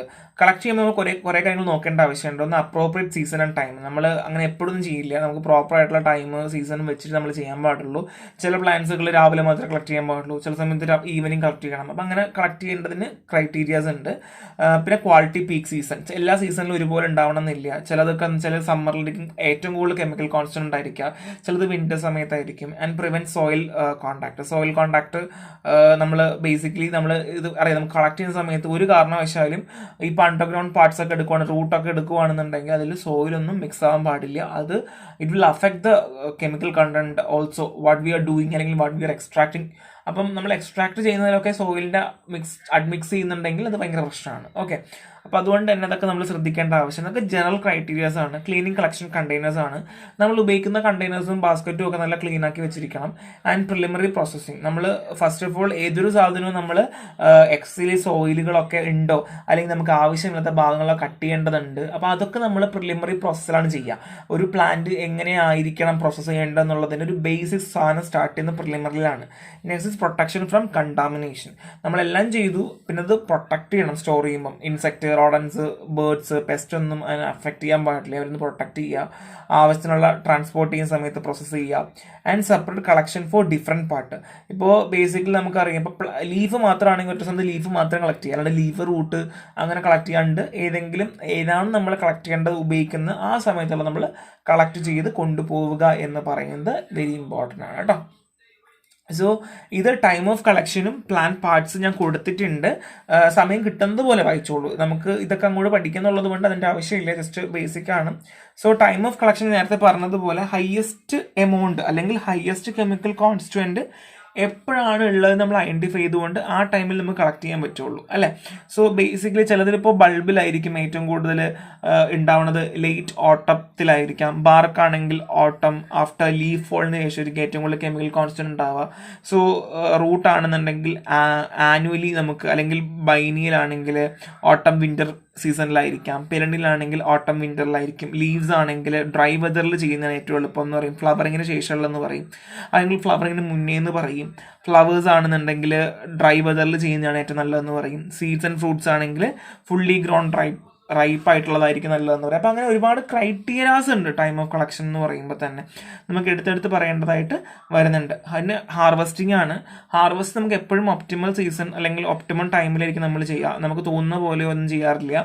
സോ ബേസിക്കലി നമുക്ക് ഫാർമക്കോപ്പിയൽസ് അല്ലെങ്കിൽ നമുക്ക് സ്റ്റാൻഡേർഡ്സ് അവൈലബിൾ ആണ്, അല്ലെങ്കിൽ ബുക്കുകളിലൊക്കെ ഉണ്ട്. ആ ബുക്കുകൾ പ്രകാരമോ അല്ലെങ്കിൽ നമ്മൾ പറയുന്ന സ്റ്റാൻഡേർഡ്സ് അല്ലെങ്കിൽ സ്റ്റാൻഡേർഡ് ഓപ്പറേറ്റിംഗ് പ്രൊസീജിയേഴ്സ് ഉണ്ടാവും. അത് പ്രകാരം മാത്രമേ നമ്മൾ ഹാർവെസ്റ്റ് ചെയ്യുള്ളൂ. ഏറ്റവും ബെസ്റ്റ് ടൈമിൽ ഹാർവെസ്റ്റ് ചെയ്യും. What we need is better quality of the chemical constant which they have എന്നാണ് നമ്മുടെ major aim. So we need to focus on that. So അതുകൊണ്ട് തന്നെ എന്താണ് ബെറ്റർ സീസണിലും ടൈമിലും നമ്മളത് ചെയ്യുക. And ensure that there is no foreign materials which they are having. Weeds ഇല്ല, ടോക്സിക് പ്ലാന്റ്സുകളായിട്ടുള്ള വീടുകൾ തന്നെ അഫക്റ്റ് ചെയ്തിട്ടില്ല എന്നുള്ളതൊക്കെ നമ്മൾ എൻഷുവർ ചെയ്യേണ്ടത് വളരെ അത്യാവശ്യമായിട്ടുള്ളൊരു കാര്യമാണ് ഹാർവെസ്റ്റിങ്ങിൽ. ഇനി WHO ഒരു കാര്യം പറയുന്നുണ്ട്, നമുക്ക് ഇത് സിലബസിൽ പറയുന്നില്ല. അതായത് നമ്മൾ നേരത്തെ പറഞ്ഞ എല്ലാ കാര്യങ്ങളും തന്നെയാണ്. സോ മെഡിസിനൽ പ്ലാന്റ് ഹാർവെസ്റ്റ് ചെയ്യുമ്പോൾ ബെസ്റ്റ് പോസിബിൾ ക്വാളിറ്റി ഓഫ് പ്രൊഡക്റ്റുകൾ വേണം എന്നുള്ളത്, ഡാമേജ് ഫ്രീ ആയിരിക്കണം, അത് ഹാർവെസ്റ്റ് ചെയ്യുമ്പോൾ ബെസ്റ്റ് പോസിബിൾ കണ്ടീഷനിലായിരിക്കണം, സോയിൽ എങ്ങനെയായിരിക്കണം, റെയിന് ഹ്യൂമിഡിറ്റി എങ്ങനെയായിരിക്കണം, പിന്നെ അത് മാത്രമല്ല നമ്മൾ കട്ട് ചെയ്യുന്ന ഡിവൈസുകൾ കണ്ടാമിനേഷൻ ഫ്രീ ആയിരിക്കണം, അതിൽ സോയിലൊന്നും ഉണ്ടാവാൻ പാടില്ല, പിന്നെ അത് മാത്രമല്ല ട്രാൻസ്പോർട്ട് ചെയ്യുമ്പോൾ ഡ്രൈ ക്ലീൻ കണ്ടീഷൻ ആയിരിക്കണം. നമ്മൾ ഓൾറെഡി പറഞ്ഞ സെയിം കാര്യം തന്നെയാണ്, വ്യത്യാസമൊന്നും ഇല്ല എന്ന് മനസ്സിലാക്കി വെക്കുക. പിന്നെ അത് മാത്രമല്ല കണ്ടെയ്നേഴ്സ് ക്ലീൻഡ് ആയിരിക്കണം, മൈക്രോ റോഡൻസ് ഒന്നും പാടില്ല എന്നുള്ളതുണ്ട്. പിന്നെ അത് മാത്രമല്ല നമുക്ക് ബേസിക്കലി രണ്ട് രീതിയിലാണ് അവർ ബേസിക്കലി പറഞ്ഞത്, over filling of the sack and stacking up of the sack. So over filling of the സാക്കുകൾ എങ്ങനെയാണ്, അല്ലെങ്കിൽ സ്റ്റാക്കിംഗ് അപ്പ് ഓഫ് ദി സാക്കുകൾ എങ്ങനെയാണ് എന്നുള്ള രണ്ട് കാര്യം കൂടെ WHO ഗൈഡ് ലൈൻസുകൾ പറയുന്നുണ്ട് കേട്ടോ. നമുക്ക് എന്തൊക്കെയാണെന്ന് നോക്കാം, എന്താണ് ഓവർ ഫില്ലിംഗ് എന്നൊക്കെ നമുക്ക് നോക്കാം. സോ ഫ്രഷ്ലി ഹാർവസ്റ്റഡ് മെഡിസിനൽ പ്ലാന്റുകൾ നമ്മൾ എത്രയും പെട്ടെന്ന് പ്രോസസ്സ് ചെയ്യണം. ഓക്കെ, കാരണം എന്താണ്, തെർമൽ ഡീഗ്രഡേഷൻ ഉണ്ടാവാനുള്ള ചാൻസ് ഭയങ്കര കൂടുതലാണ്. അത് പെസ്റ്റുകൾ, റൊഡൻസുകൾ, ലൈവ് സ്റ്റോക്ക്, ഡൊമസ്റ്റിക് ആനിമൽസിനൊക്കെ നമ്മൾ പ്രൊട്ടക്റ്റ് ചെയ്യേണ്ടതായിട്ടുള്ള ആവശ്യം നമുക്ക് വളരെ ഇമ്പോർട്ടൻസ് ഉള്ളതാണ്. സോ എഫക്റ്റീവ് ഹാർവെസ്റ്റിംഗ് ടെക്നിക്കുകളുണ്ട്. ഒന്ന് സ്കിൽഡ് വർക്കേഴ്സ് ആയിരിക്കണം, പിന്നെ manual harvesting for specific plant. ചില പ്ലാന്റ്സുകൾ ഇപ്പോൾ എക്സാമ്പിൾ ടീ ലീവ്സ് എല്ലാ ഇലയും നമ്മൾ എടുക്കുമോ, തളിരിലകൾ മാത്രമേ എടുക്കുകയുള്ളൂ, അല്ലെ അപ്പോൾ ആ ഇല നമ്മൾ നോക്കണം. ആൻഡ് മെക്കാനിക്കൽ ഹാർവെസ്റ്റിംഗ്, അണ്ടർഗ്രൗണ്ട് ഡ്രഗ്സുകൾ, അതേ ചിലപ്പോൾ നമ്മൾ താഴ്ന്ന് കുഴിച്ചെടുക്കുകയാണ് ചെയ്യുക അല്ലേ. സോ കുഴിച്ചെടുക്കുന്ന സമയത്ത് നമ്മൾ അത് നോക്കിയിട്ട് വേണം നമ്മൾ ചെയ്യേണ്ടത്. ബേസിക്കലി നമുക്ക് അറിയേണ്ടത് നമ്മൾ നോക്കിയിട്ട് ചെയ്യണം. And use of binders for aerial parts ഒക്കെ ചെയ്യുവാണെന്നുണ്ടെങ്കിൽ നമ്മൾ എന്താ ചെയ്യേണ്ടത്, അത് നമ്മൾ ഒരുപാട് കൺസിഡറേഷൻസ് കൊടുക്കണം. So binders are the employees for harvesting due to economical consideration. ഇപ്പം ഏരിയൽ പാർട്സ്, ഇപ്പോൾ പ്ലാന്റിൻ്റെ ഒക്കെ ഏരിയൽ പാർട്സാണ് നമ്മൾ ചെയ്യുന്നുണ്ടെങ്കിൽ അതിൻ്റേതായ കൺസിഡറേഷൻസ് ഒക്കെ നമ്മൾ കൊടുക്കേണ്ടതുണ്ട്. സോ ഇപ്പം മെഡിസിനൽ ഡ്രഗാണ് നമ്മൾ എടുക്കുന്നതെങ്കിൽ നമ്മൾ എന്ത് ചെയ്യണം, binders are employed for harvesting due to economical consideration. നമ്മൾ ബൈൻഡേഴ്സുകൾ ഒരുപാട് യൂസ് ചെയ്യാറുണ്ട്. നമ്മൾ അറിയേണ്ടത് എന്തൊക്കെയാണ് ഏരിയൽ പ്ലാന്റ്സ് എന്ന് അറിയണം. നമ്മുടെ ഫ്ലവർ, സീഡ്, ഫ്രൂട്ടൊക്കെ ഏരിയൽ പാർട്ടാണ്. സോ ബൈൻഡേഴ്സ് എന്ന് ഉദ്ദേശിക്കുന്നത് മെഷീൻസ് ആണ്, നമ്മൾ കട്ട് ചെയ്യാൻ വേണ്ടി യൂസ് ചെയ്യുന്ന കുറച്ച് മെഷീൻസും കാര്യങ്ങളുമാണ്. അത് വെച്ചുകൊണ്ട് ഉപയോഗിക്കുന്ന ഒരു എക്കണോമിക്കൽ കൺസിഡറേഷൻ നമുക്ക് അതേ ഉള്ളൂ. ഒരുപാട് നമുക്ക് അല്ലാണ്ട് തന്നെ മെഷീൻസ്, അല്ലാണ്ട് കുറേ ആൾക്കാർ എംപ്ലോയ് ചെയ്തുകൊണ്ട് നമുക്കത് ചെയ്യുന്നത് ഭയങ്കര പാടാണ്. സോ നമുക്ക് അങ്ങനെയൊക്കെ കളക്ട് ചെയ്യാൻ വേണ്ടി ഒരുപാട് മെഷീൻസൊക്കെ നമുക്ക് യൂസ് ചെയ്യാം. പിന്നെ ഞാൻ വേറൊരു കാര്യം കൂടി ഇവിടെ as per the WHO guide line ഞാൻ പറഞ്ഞു. സോ ഈ WHO ഗൈഡ് ലൈന് വേണമെങ്കിൽ നിങ്ങൾക്ക് പഠിക്കാം, ഇല്ലെങ്കിൽ നിങ്ങൾക്ക് എന്ത് ചെയ്യാം, നമ്മൾ ഓൾറെഡി പറഞ്ഞ കാര്യങ്ങളൊക്കെ നമുക്ക് ചെയ്യാം. പിന്നെ അത് മാത്രമല്ല, ഞാനിവിടെ പറഞ്ഞ സമയത്ത് ഞാൻ ഓവർ ഫില്ലിംഗ് ഓഫ് ദ സാക്കും സ്റ്റാക്കിംഗ് അപ്പ് ഓഫ് സാക്സും പറഞ്ഞു. So over filling of sacks ഞാൻ അത് ഫർദർലി എക്സ്പ്ലെയിൻ ചെയ്തിട്ടില്ല. ഓവർ ഫില്ലിംഗ് ഓഫ് സാക്ക് എന്ന് വെച്ചാൽ നമുക്ക് എല്ലാം ഒരു പരിധിയിൽ നമുക്ക് എന്ത് ചെയ്യാൻ പറ്റുള്ളൂ, പാക്ക് ചെയ്യാൻ പറ്റുള്ളൂ. അപ്പോൾ ഓവറായിട്ട് നമ്മൾ എന്ത് ചെയ്യാൻ പാടില്ല, നമ്മൾ ഓവറായിട്ട് ഫില്ല് ചെയ്ത് കുത്തി നിറച്ചൊന്നും കൊണ്ടുപോകാനായിട്ട് പാടില്ല എന്നുള്ളതാണ് ഉദ്ദേശിക്കുന്നത്. And stacking up the sack, അല്ലെങ്കിൽ സ്റ്റാക്കിംഗ് അപ്പ് എന്ന് വെച്ചാൽ നമ്മൾ അറേഞ്ച് ചെയ്യുമല്ലോ, അറേഞ്ച് ചെയ്യുന്ന സമയത്ത് ഈ സാക്കുകളെ ഒന്നും, അല്ലെങ്കിൽ ഇങ്ങനെ പാക്ക് ചെയ്തിട്ട് വാരി കൂട്ടിയൊന്നും എടുത്ത് പറക്കി വിടാൻ പാടില്ല. അതൊക്കെ സ്റ്റോർ ചെയ്യേണ്ട രീതിയിൽ സ്റ്റോർ ചെയ്യണം എന്നുള്ള 2 പോയിന്റ്സ് ആണ്. സോ ഞാനത് ഇതിൽ എക്സ്പ്ലെയിൻ ചെയ്തിട്ടില്ല, ഞാൻ മുന്നോട്ട് പോയപ്പോഴാണ് ശ്രദ്ധിച്ചത്, ഞാനത് ഫർദർലി അതിന് എക്സ്പ്ലെയിൻ ചെയ്തിട്ടില്ല കേട്ടോ. സോ നെക്സ്റ്റ് തന്നെ special device for flower, seeds and small fruit. So ഇങ്ങനെയുള്ള ഏരിയൽ പാർട്ടുകൾ എടുക്കുമ്പോൾ സ്പെഷ്യൽ ഡിവൈസുകൾ യൂസ് ചെയ്യുക. And beating technique for cloves, അതായത് നമുക്ക് എന്താണ് ബീറ്റിംഗ് ടെക്നിക്കുകൾ ഉപയോഗിക്കുന്നത്. Technique for beating plant with ബാബു is employed for harvesting clove. So clove കിട്ടാൻ വേണ്ടി നമ്മൾ ഈ ബാമ്പു പോലുള്ള വെച്ചിട്ടാണ് തടിയിൽ അടിച്ച് കഴിയുമ്പോഴത്തേക്കും നമുക്ക് അതിന് ടെക്നിക്കുകളാണ് നമുക്ക് എടുക്കാൻ വേണ്ടിയിട്ട്, തൊഴിഞ്ഞു വീഴുന്ന പരിപാടി. And brushing of cochineal insect. So എന്താണ്, cochineal insect found on cacti branches are coloured by brushing ചെയ്തുകൊണ്ട് ഈ കൊച്ചിനൽ ഇൻസെക്റ്റുകൾ നമ്മൾ എടുക്കുന്ന പരിപാടി. And harvesting seaweed with long handle ഫോക്കുകളുണ്ട്, നമുക്ക് അത് വെച്ചുകൊണ്ട് നമുക്ക് ഹാർവെസ്റ്റ് ചെയ്യാം. And different method for mint and herb. So basically നമ്മൾ മിൻറ്റ് കളക്ട് ചെയ്യുമ്പോഴോ അല്ലെങ്കിൽ ഹെർബ്സ് കളക്ട് ചെയ്യുമ്പോൾ നമുക്ക് അതിൻ്റേതായ ഒരു ടെക്നിക്കുകൾ യൂസ് ചെയ്യാറുണ്ട്. അത് സെപ്പറേറ്റ് ആയിട്ട് നമ്മൾ ഡ്രൈ ചെയ്യുന്നു, അല്ലെങ്കിൽ സെപ്പറേറ്റ് ആയിട്ട് നമ്മൾ എന്ത് ചെയ്യുന്നു, അതിനെ വിനോവിങ് ചെയ്യുന്നു, മെഷീൻസ് പ്രോസസ്സൊക്കെ ചെയ്യുന്നത് സെപ്പറേറ്റ്. ഇതൊക്കെ അതർ ടോപ്പിക്കാണ്, നമുക്ക് ആവശ്യമുണ്ടെങ്കിൽ മാത്രം നോക്കിയാൽ മതി, സിലബസിൽ പറഞ്ഞിട്ടില്ല കേട്ടോ. So primary process of medicinal plant material. So എങ്ങനെയാണ് നമ്മൾ മെഡിസിനൽ പ്ലാന്റ് മെറ്റീരിയൽസുകൾ പ്രോസസ്സ് ചെയ്യേണ്ടത്?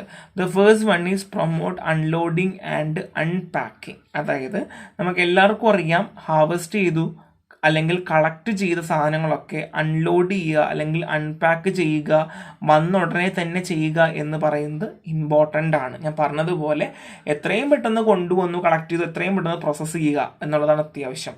പ്രൊട്ടക്റ്റിംഗ് ഫ്രം ഡീറ്റീറിയേഷൻ, ഏതെങ്കിലും ഒരു ഫാക്ടറിൽ ഡീറ്റീറിയേഷൻ നടക്കുവാണെങ്കിൽ അത് ഏറ്റവും കൂടുതൽ കുറയ്ക്കുക.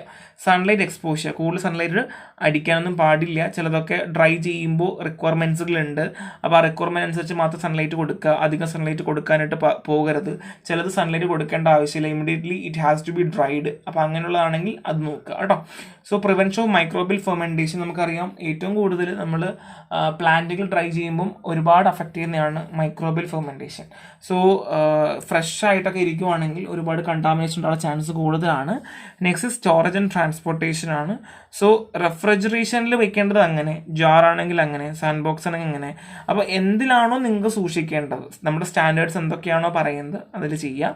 പിന്നെ അതുമാത്രമല്ല, ഈ സബ് സ്റ്റാൻഡേർഡ് പ്രൊഡക്റ്റുകൾ ഉണ്ടെന്നുണ്ടെങ്കിൽ കാണുവാണെങ്കിൽ ഇവാലുവേറ്റ് ചെയ്യുക. It has to be discarded as soon as possible കേട്ടോ. ആ ഒരു കാര്യം കൂടെ ഇമ്പോർട്ടൻ്റ് ആയിട്ട് വരുന്നുണ്ട്. So next is quality assurance of dried material. Quality assurance നമ്മൾ എപ്പോഴും നോക്കണം, സ്റ്റാൻഡേർഡ്സ് ഫോളോ ചെയ്യുന്നത് നോക്കണം. Maintenance of mechanical device, use ചെയ്യുന്ന മെക്കാനിക്കൽ ഡിവൈസിലേക്ക് സീവ്, ക്ലീൻ ചെയ്യുന്ന സാധനങ്ങളൊക്കെ നമ്മൾ മെയിൻറ്റെയിൻ ചെയ്യണം.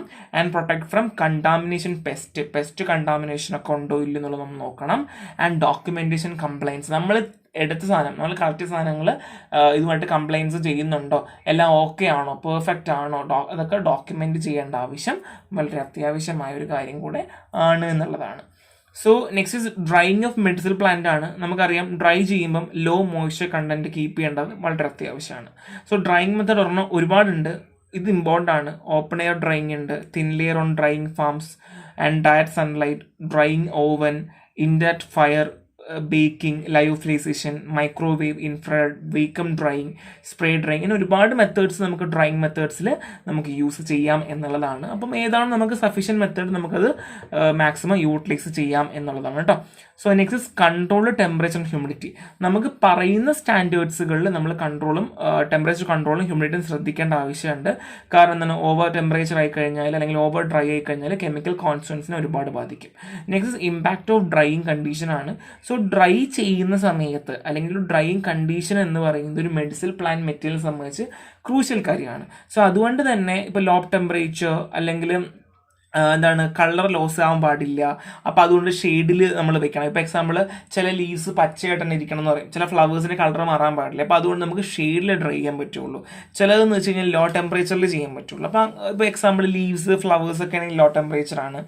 ആൻഡ് ചില ഇതൊക്കെ വോളറ്റിൽ സബ്സ്റ്റൻസുകൾ ഉണ്ടാവും, അപ്പോൾ അതും ലോ ടെമ്പറേച്ചറിലൊക്കെ പറ്റുള്ളൂ. അപ്പോൾ അങ്ങനെയുള്ള കാര്യങ്ങൾ ചെയ്യാം. And record keeping, so basically നമ്മൾ എത്ര ടെമ്പറേച്ചറിൽ കൊടുത്തു, എത്രയാണെന്നുള്ളത് ക്വാളിറ്റി കൺട്രോളിൻ്റെ ഭാഗമായിട്ട് റെക്കോർഡ് ചെയ്യേണ്ട ആവശ്യം വളരെ അത്യാവശ്യമായിട്ടുള്ളൊരു കാര്യമാണ്. Air circulation for open air drying. So open air drying ആണെങ്കിൽ പ്രോപ്പർ എയർ സർക്കുലേഷൻ നമുക്ക് വളരെ അത്യാവശ്യമാണ്. എന്നാൽ മാത്രമേ യൂണിഫോമായി ഡ്രൈ ആകുള്ളൂ എന്നൊക്കെ പറയാൻ പറ്റുള്ളൂ. അവോയ്ഡ് ഡയറക്റ്റ് ഗ്രൗണ്ട് കോൺടാക്ട്, തറയുമായിട്ടൊരു ബന്ധം പാടില്ല. കാരണം എന്താണ്, സോയിൽ വന്നു കഴിഞ്ഞാൽ അഡ്മിക്സ് ആവും. സോ പ്ലാന്റ് ഡീറ്റൂർ ആവാനുള്ള ചാൻസ് കൂടുതലാണ്. Preventing pest and animal infestations, so അല്ലെങ്കിൽ ഇൻ്റർഫിയറൻസ്. സോ പെസ്റ്റും ആനിമലും ഒന്നിനെ ബാധിക്കാൻ പാടില്ല. ഡൊമസ്റ്റിക് ആനിമൽസ് ഇപ്പം അറിയാം, അഴിച്ചുവിടുന്ന പശുവൊക്കെ ഉണ്ടെങ്കിൽ മെഡിസിനൽ പ്ലാന്റ് ഒക്കെ ഉണ്ടെങ്കിൽ 2 നക്കും ഫുള്ള് തീരും. അപ്പോൾ അങ്ങനൊന്നും പാടില്ല. ആൻഡ് ഇൻഡോർ ഡ്രൈയിങ് കൺസിഡറേഷൻ, നമുക്ക് ചില ആൾക്കാർ ഇൻഡോറിൽ ഡ്രൈ ചെയ്യാറുണ്ട്, വീടിനകത്തൊക്കെ ഡ്രൈ ചെയ്യാറുണ്ട്, അല്ലെങ്കിൽ നമുക്ക് മറ്റേ പച്ചക്കളർ ഷീറ്റൊക്കെ ഇല്ല അതൊക്കെ വിരിച്ച് ചെയ്യാറുണ്ട്. സോ അത് നമ്മൾ വോളറ്റൈൽ നേച്ചറുള്ള കോൺസ്റ്റൻസ് ആണ്, അല്ലെങ്കിൽ എസെൻഷ്യൽ ഓയിൽ കണ്ടന്റിങ്. ഇപ്പോൾ ഓയിൽ കണ്ടന്റ് കൂടുതലുള്ള പ്ലാന്റ്സ് ഒക്കെ നമ്മൾ കൂടുതലും ഇൻഡോർ ഡ്രൈയിങ്ങോ അല്ലെങ്കിൽ ഷെയ്ഡി ഡ്രൈയിങ് ഒക്കെയാണ് കൂടുതൽ നമ്മൾ പ്രിഫർ ചെയ്യാറുള്ളത് കേട്ടോ. സോ അങ്ങനെയുള്ള കാര്യങ്ങൾ ഇതൊക്കെ നമ്മൾ ഓൾറെഡി പറഞ്ഞതാണ്, വീണ്ടും വീണ്ടും റിപ്പീറ്റേഷൻ ആണ്. And caution with heat source. അപ്പോൾ ചില സമയങ്ങളിൽ നമ്മൾ ഇപ്പോൾ ലിമിറ്റ് ചെയ്യാറുണ്ട്, ഇത്ര മാത്രമേ പറയുള്ളൂ, അല്ലെങ്കിൽ ഡയറക്റ്റ് ഹീറ്റ് കൊടുക്കാൻ പറ്റില്ല. So when using direct heat source such is fire, limit them to butane, propane or natural gas are kept temperature below 60 degree Celsius. ഇത് ഇമ്പോർട്ടൻ്റ് ആണ്.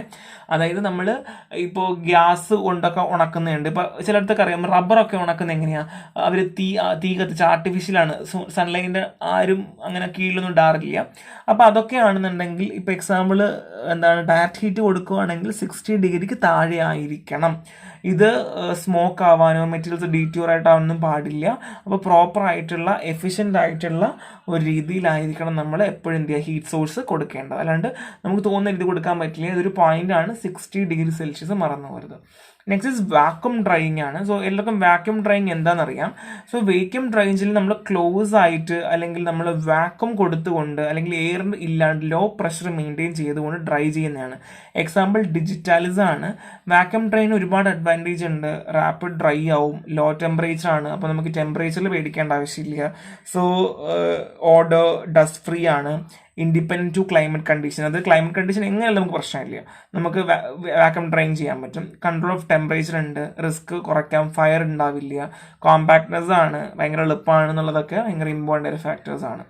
So specific process and storage of medicine material, ഇത് നമ്മൾ already പറഞ്ഞതാണ്.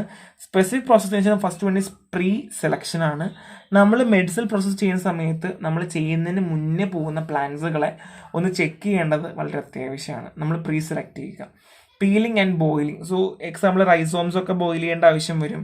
അപ്പോൾ അതിൻ്റെ purity, dryness, damage, mould ഉണ്ടോ, micro organism ഉണ്ടോ എന്നുള്ള ചെക്ക് ചെയ്യേണ്ട അത്യാവശ്യമാണ്. സ്റ്റീമിങ്, സോക്കിംഗ് ആൻഡ് പിക്ലിംഗ് ആണ്. സോ ചിലത് സ്റ്റീം ചെയ്യും, ചിലത് സോക്ക് ചെയ്യും, ചിലത് പിക്ലിംഗ് ചെയ്യും. സോ ഇങ്ങനെയുള്ള ടെക്നിക്കുകളൊക്കെയാണ് യൂസ് ചെയ്യുന്നുണ്ടെങ്കിൽ അത് സ്പെസിഫിക് ആയിരിക്കണം. അതായത് എല്ലാം നമുക്ക് ചെയ്യാൻ പറ്റില്ല, ചിലത് മാത്രമേ സോക്ക് ചെയ്യാൻ പറ്റുള്ളൂ. അപ്പം നമ്മൾ ഇത് ചെയ്യുന്നതൊക്കെ നമ്മൾ സ്റ്റാൻഡേർഡ്സ് ഫോളോ ചെയ്യേണ്ട ആവശ്യമുണ്ട്.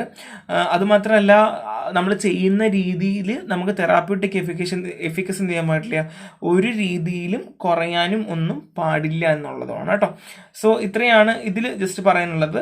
And next one is distillation and fumigation ആണ്. സോ നമുക്ക് എല്ലാവർക്കും അറിയാം ഡിസ്റ്റിലേഷൻ ചെയ്യുന്നുണ്ട്, ഫ്യൂമിഗേറ്റ് ചെയ്യുന്നുണ്ട് ചില മെഡിസിനൽ പ്ലാന്റ്സ് ഒക്കെ. അപ്പം അതും എന്ത് ചെയ്യാൻ പാടില്ല, ഒരു തരത്തിലും നമ്മുടെ തെറാപ്യൂട്ടിക്കിലൊന്നും മാറ്റം വരരുത്. അത് ഇങ്ങനെയുള്ള കാര്യങ്ങളൊക്കെ നമുക്ക് എന്താണ്, തെറാപ്യൂട്ടിക് എൻഹാൻസ്മെൻ്റ് ആണ് നമ്മുടെ ഔട്ട്കം വേണ്ടത്, തെറാപ്യൂട്ടിക് എഫിക്കസി കൂട്ടുകയാണ് വേണ്ടത്. അപ്പോൾ പ്രോപ്പർ ആയിട്ടുള്ള രീതിയിൽ വേണം നമ്മളിത് എംപ്ലോയ് ചെയ്യേണ്ടത്. സോ ബേസിക്കലി ഡിസ്റ്റിലേഷൻ ഫ്യൂമിഗേഷനൊക്കെ എന്തിനാണ്, പ്യൂരിഫിക്കേഷന് വേണ്ടിയിട്ടാണ് നമ്മൾ ചെയ്യുന്നത്. Okay, so steaming, soaking, pickling ചെയ്യുന്നത് ഡിടോക്സിഫൈങ്ങിന് വേണ്ടിയിട്ടാണ്. അതായത് എന്തെങ്കിലും ടോക്സിൻസ് ഉണ്ടെങ്കിൽ അത് മാറ്റുക. ഇനി പീലിംഗ്, ബോയിലിംഗ് ചെയ്യുവാണെങ്കിൽ ഡാമേജ്, മോൾഡ്, മൈക്രോ ഓർഗാനിസം, ഇൻസെക്റ്റുകൾ ഉണ്ടെങ്കിൽ മാറ്റുക എന്നുള്ളതാണ്. സോ പ്രീ സെലക്ഷൻ ചെന്നാണ് നമുക്ക് പ്രോപ്പർ ആയിട്ടുള്ള ഗുഡ് പ്യൂർ ആയിട്ടുള്ള സാധനം കിട്ടുക എന്നുള്ളതാണ്. അപ്പോൾ ഇങ്ങനെയുള്ള കുറച്ച് കാര്യങ്ങളാണ് ഇതിൻ്റെ യൂസ് വരുന്നത്. ഓക്കെ, സോ നെക്സ്റ്റ് വൺ നമ്മൾ പറയുകയാണെങ്കിൽ roasting, fermentation, lime treatment and chopping ആണ്. സോ ഇത് ചെയ്യുന്ന റീസൺ എന്ന് വെച്ചാൽ better quality of medicinal plant കിട്ടാൻ വേണ്ടിയിട്ടാണ്. ഇനി shape formation, bundling and special drying. So ഇവിടെ നമ്മൾ ചെയ്യുന്നത് അതിൻ്റെ ഷേപ്പുകളൊന്നും മാറാതെ എങ്ങനെയാണോ അതിനുണ്ടായിരുന്നത്, അല്ലെങ്കിൽ ഇപ്പോൾ എക്സാമ്പിൾ ചില മെറ്റീരിയൽസിൻ്റെ പ്ലാന്റ് മെറ്റീരിയൽസിൻ്റെ ക്വാളിറ്റിയിൽ ചില മാറ്റങ്ങൾ ഡ്രൈയിങ് സമയത്ത് വരാറുണ്ട്. അപ്പോൾ അതുകൊണ്ട് തന്നെ ചിലപ്പോൾ സ്പെഷ്യൽ ഡ്രൈയിങ് കൊടുക്കേണ്ടി വരും. സാധാരണ ഡ്രൈയിങ് നമുക്ക് പോസിബിൾ ആവണമെന്നില്ല. Next is antimicrobial treatment ആണ്. ഞാൻ പറയേണ്ട ആവശ്യമില്ല, നമുക്കറിയാം microbe contamination leads to deterioration ആണ്. സോ അത് നമുക്ക് മാറ്റണം. അപ്പോൾ അതുകൊണ്ട് നമുക്ക് പറയുന്ന സ്പെസിഫിക് സ്റ്റാൻഡേർഡ്സുകളൊക്കെ ഉപയോഗിച്ചുകൊണ്ട് നമുക്ക് എന്ത് ചെയ്യാം, ഈ കാര്യങ്ങളൊക്കെ നമുക്ക് ചെയ്യാൻ പറ്റും എന്നുള്ളതാണ് കേട്ടോ. സോ ഓരോ രീതിയിലും ഓരോ രീതിയാണ്, ഓരോ സ്റ്റാൻഡേർഡ്സും ഓരോ സ്റ്റാൻഡേർഡ്സ് ആണ്. ഭയങ്കര സിമ്പിൾ ചാപ്റ്ററാണ്, നിങ്ങൾ വായിക്കേണ്ട ആവശ്യം വരില്ല, കൂടുതലും കേട്ടിരുന്നാൽ മതി. കുറച്ച് വാല്യൂസ് മാത്രമേ ഉള്ളൂ, അത് മാത്രമേ പഠിക്കാൻ കുറച്ച് ടൈം എടുക്കുള്ളൂ, ബാക്കിയുള്ളതൊന്നും നിങ്ങൾ ടൈം എടുക്കില്ല കേട്ടോ. അപ്പം നെക്സ്റ്റ് വീട്ടിൽ കാണാം. Bye the by.